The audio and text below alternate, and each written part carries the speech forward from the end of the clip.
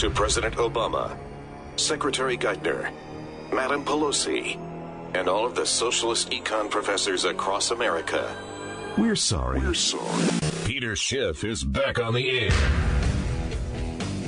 Well, welcome back. Anyway, we got the clips working, so let me go and play the Nancy Pelosi clip that I wanted to play earlier. Go ahead, play that. Unemployment insurance, the economists tell us, return $2 for every dollar that is put out there for unemployment insurance. People need the money. They spend it immediately for necessities. It injects demand into the economy. It creates jobs to help reduce the deficit. Okay, first of all, who are these economists that are saying that every $1 in unemployment creates $2 in economic activity? Name names. And first of all, how do you know that it's 1 for 2?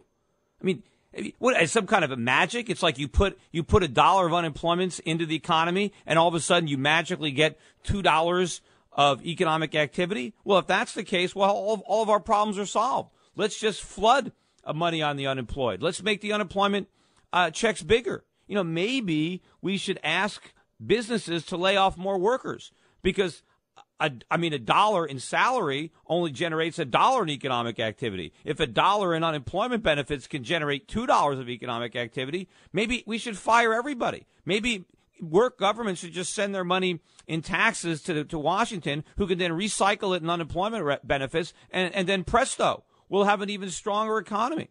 I mean, they're saying we're going to inject demand into the economy. Like demand is in a syringe, and the government's going to take this syringe and just inject it into the economy like it's injecting something, and all of a sudden the economy is going to grow. I mean, demand is a function of supply, nothing else. If we want more demand, we have to produce more products. How is giving money to the unemployed going to do that? Let's play her second clip, number 5. She's got more pearls on unemployment here. Giving $700 billion to the wealthiest people of America does add $700 billion to the deficit. And the record and history shows it does not create jobs. It does not create jobs. Okay. So allowing businessmen to retain their earnings so that they can reinvest them, that does not create jobs. But giving checks to unemployed people to go buy products made in other countries, somehow that is going to create jobs. And of course, she says giving a tax cut to the rich is going to add to the deficit. Well, what about giving money to the unemployed? Doesn't that add to the deficit?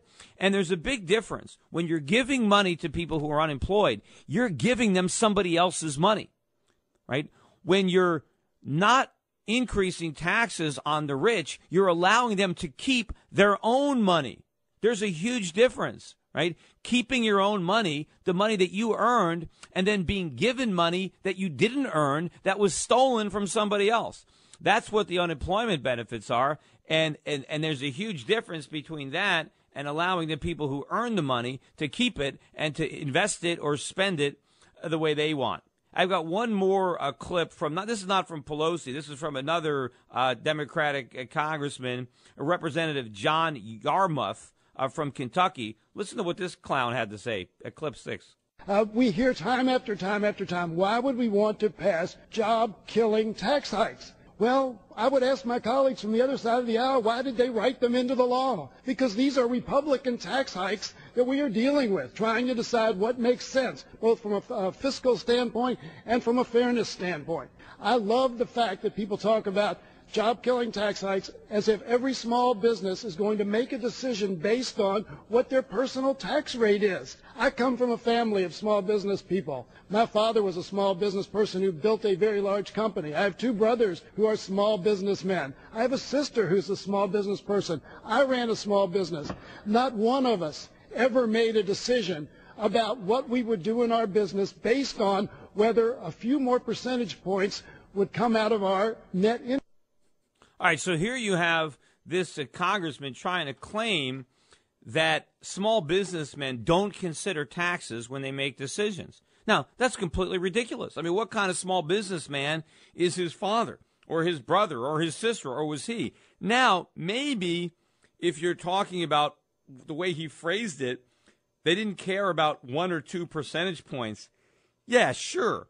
the difference between whether your taxes are 32% or 33%, was that a difference in making a decision? Probably not, but it certainly reduced the amount of money that you had to make an investment, because any money that you send to Washington is money you can't use to invest. But who is he kidding to try to allege that businessmen don't make decisions based on taxes? Of course they do. What does he think tax shelters are all about? People spend a lot of time trying to figure out how to avoid or minimize their taxes. And in fact, it's very unproductive. In many cases, people are spending their energy trying to figure out how not to pay taxes on the money that they're already earning, instead of trying to figure out how to earn additional money by investing and growing their businesses. I mean, taxes are probably one of the most important considerations that every small businessman has to make. It's taxes and it's regulation. And of course, it's their personal tax rate, because most small business owners, the only tax they pay is a personal tax, because their business tax is their personal tax, because whatever their business profit is taxed on an individual level. And even me, I own a corporation, Euro Pacific Capital, but I pay myself almost all of the profits as salary. So my corporation doesn't pay a lot of taxes. I individually pay all the taxes on what my company earns. And of course, it is a very important decision. Tax rates, future tax rates, all this determines economic behavior, how much I have available to invest, my willingness to invest, my willingness to expand. The fact that this person has no clue what small business is, either he's just lying about it or he's never actually talked to these small business people. Anyway, that's it. We got a break coming up, so don't go away. My interview with Governor Gary Johnson is coming up next.